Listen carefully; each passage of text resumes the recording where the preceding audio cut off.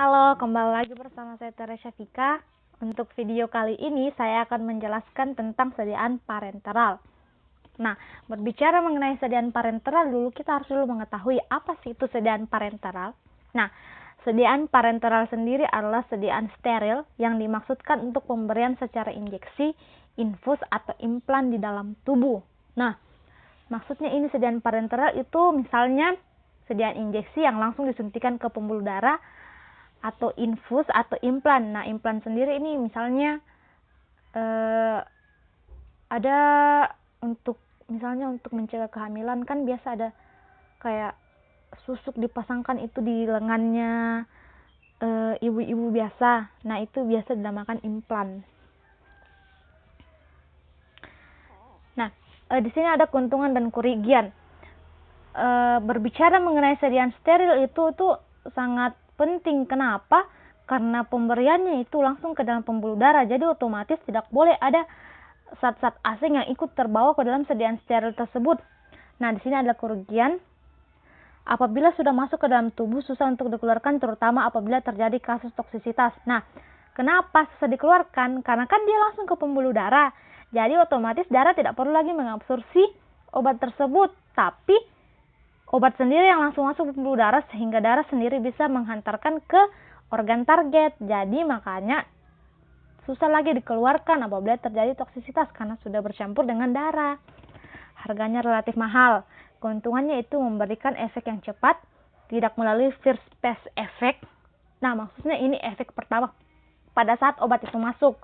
Dapat diberikan apabila penderita dalam keadaan tidak dapat bekerja sama dengan baik, tidak sadar, atau tidak dapat dengan cara pemberian lain. Kadar obat di dalam darah hasilnya lebih bisa diramalkan. Nah, untuk kadar obat, misalnya tadi yang saya jelaskan pada pertemuan keempat. Kadar obat dalam darah itu misalnya kita berikan 100 mg obat. Nah, terus disuntikan langsung ke dalam darah. Nah, jadi kadar obatnya dia itu langsung 100 mg karena langsung ke dalam darah, pembuluh darah. Jadi tidak perlu lagi diabsorpsi. Beda kalau pemberiannya secara oral. Dapat untuk obat yang rusak dan tidak diabsorpsi dalam sistem saluran cerna. Contohnya insulin. Di sini ada jenis sediaannya itu ada cair, serbuk, dan tablet susuk. Nah, cair itu contohnya itu cairan infus. Contohnya itu NaCl 0,9%, neurobion injeksi, atau lidocaine. Serbuk itu contohnya antibiotik ampicillin. Terus ada tablet susuk. Nah, karakteristik sediaan. Nah, berbicara mengenai sediaan steril itu ada karakteristik yang harus diperhatikan sebelum kita membuat suatu sediaan steril. Nah, yang paling pertama itu ada steril. Nah, steril ini maksudnya itu bebas dari mikroorganisme, pirogen, atau bakteri. Kenapa? Karena kan sediaan parenteral atau sediaan steril itu langsung disuntikan ke dalam pembuluh darah. Jadi, otomatis jika ada bakteri atau zat-zat asing yang ikut terbawa masuk ke dalam sediaan itu, otomatis sediaan tersebut tidak akan menghasilkan efek, malah menghasilkan efek samping bagi tubuh kita yang sebenarnya kita ingin kita sembuh, tapi karena ada bakteri yang ikut masuk, kita malah menjadi sakit. Efek farmakologis yang ditimbulkan dengan adanya pirogen. Ada fever itu demam, headache, sakit kepala.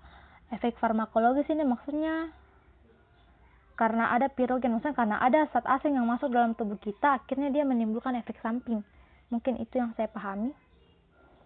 Terus ada karakteristik sediaannya itu bebas dari partikel yang berukuran besar. Nah, untuk sediaan steril sendiri itu adalah sediaan yang partikelnya itu tidak bisa dilihat kasat mata. Kenapa?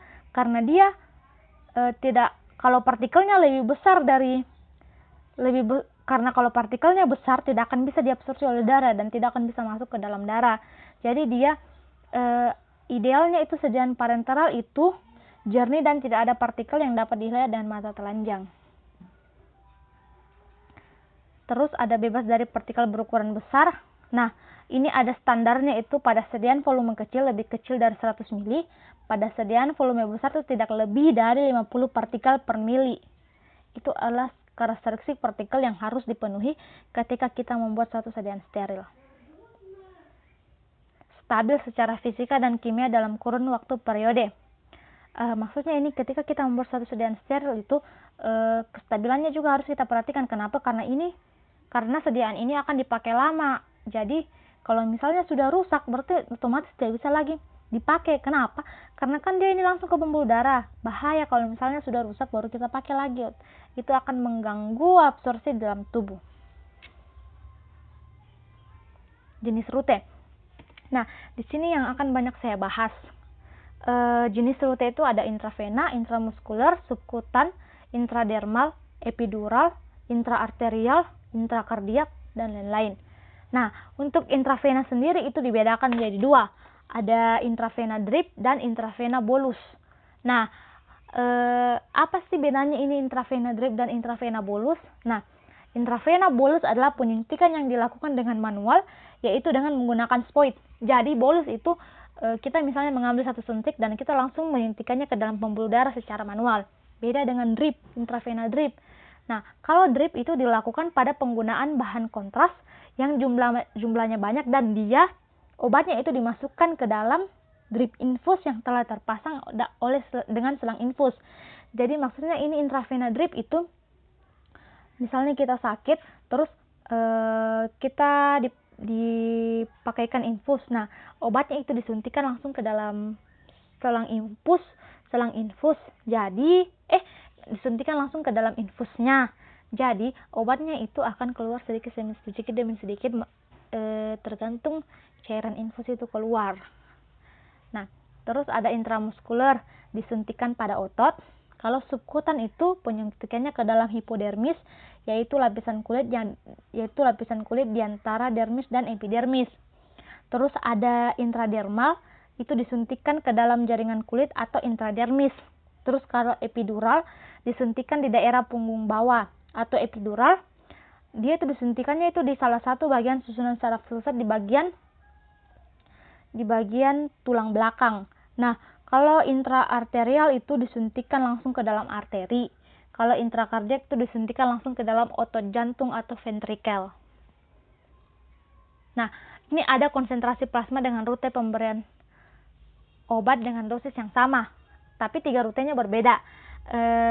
Tadi saya jelaskan juga di pertemuan 4. Di sini yang paling cepat menghasilkan efek itu yaitu intravena, karena langsung disuntikan ke dalam pembuluh darah, jadi tidak perlu lagi diabsorpsi oleh darah. Beda dengan intramuskuler dan oral, di mana intramuskuler dan oral itu pemberiannya itu intramuskuler di otot, oral itu diminum. Jadi melewati dulu beberapa bagian tubuh, beberapa fase sehingga bisa diabsorpsi oleh darah. Nah, penyerapannya pun tidak penuh, cuma intravena yang penuh. Kenapa? Karena kan langsung ke pembuluh darah, jadi tidak diabsorpsi lagi. Beda dengan intramuskuler, jadi konsentrasinya itu turun juga, tidak sampai 100%. Nah, di sini ada intravena bolus dan intravena drip. Grafik ini menunjukkan bagaimana perbedaan antara pemberian intravena bolus dan intravena drip. Dapat dilihat yang paling cepat memberikan efek itu yaitu intravena bolus. Kenapa?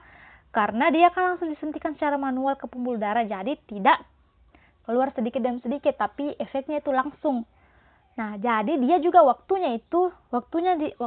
durasinya dalam tubuh itu cepat juga. Beda dengan intravena drip yang tadi saya bilang. Intravena drip itu dia diberikan ke dalam infus yang telah terpasang dengan selang infus. Jadi dia itu jadi obat itu mengikut dengan jumlah cairan infus yang dikeluarkan melalui selang infus. Jadi dia itu dosisnya itu sama. Maksudnya itu seimbang begitu. Jadi dia dosis pemeliharaannya itu bagus, beda dengan intravena bolus.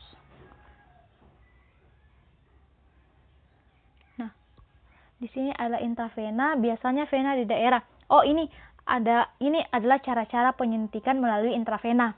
Nah, pada intravena itu biasanya disuntikan pada vena di daerah antekubital di bagian depan siku. Vena besar di permukaan dan mudah dilihat. Terus cara memasukkan jarumnya itu potongan yang mirip menghadap ke atas dengan teknik aseptis. Bahayanya itu terbentuk trombus akibat rangsangan jarum pada dinding vena, terutama cairan yang mengiritasi. Ini trombus kayaknya ini kayak kayak bengkak begitu. Kalau misalnya kan ditusuk di sini biasa bengkak di sini, jadi terjadi trombus, embolus, baru emboli. Biasa untuk volume besar atau kecil, volume tetesannya itu 2 sampai 3 mili per menit. Intramuskuler. Dia itu efeknya itu tidak secepat intravena, tapi biasanya lebih lama. Tempat injeksinya itu sejauh mungkin dari saraf utama. Biasanya di otot gluteus. Ini biasanya itu disuntikkan pada bagian tubuh yang berotot besar, misalnya bokong, paha atas, atau lengan atas. Subkutan, di bawah permukaan kulit. Nah, di sini ada faktor-faktor yang mempengaruhi bioavailabilitas. Ada faktor fisikokimia, faktor fisiologi, dan faktor formulasi. Nah, untuk faktor fisikokimia sendiri ada laju disolusi. Laju disolusi ini adalah kecepatan obat dalam tubuh, koefisien partisi dan kelarutan lemak, interaksi obat, dan bahan tambahan lain dalam sediaan. Maksudnya, pada saat obat diberikan, adakah bahan-bahan lain yang masuk dalam tubuh, misalnya makanan kah, susu atau minuman yang lain, atau obat lain yang masuk ke dalam tubuh.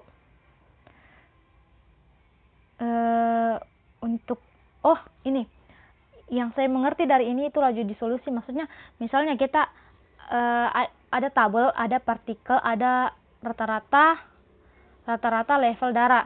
Misalnya partikelnya 100 sampai 50, 150 sampai 250. Nah, dia itu untuk melarutkan partikel itu dibutuhkan 1 sampai 1,37 mili darah. Sehingga partikel dengan ukuran itu bisa larut dengan rata-rata darahnya itu 1,37 mili, begitupun seterusnya. Nah, ini yang saya mengerti dari tabel ini. Faktor fisiologi ini aliran darah, ada pengaruh suatu obat, gerakan, tempat injeksi. Nah, maksudnya ini aliran darah di bagian tubuh area yang diinjeksikan, kecepatan absorpsinya.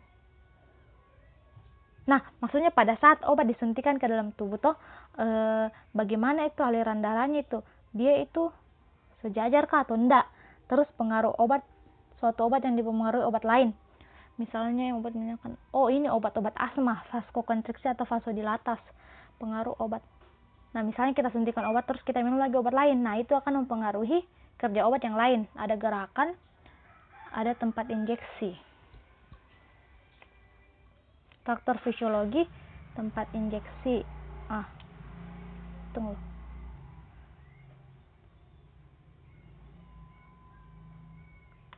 Mungkin itu saja yang bisa saya jelaskan. Lebih dan kurangnya mohon dimaafkan. Sekian dan sampai jumpa lagi di video berikutnya. Saya Teresia Vika, pamit undur diri.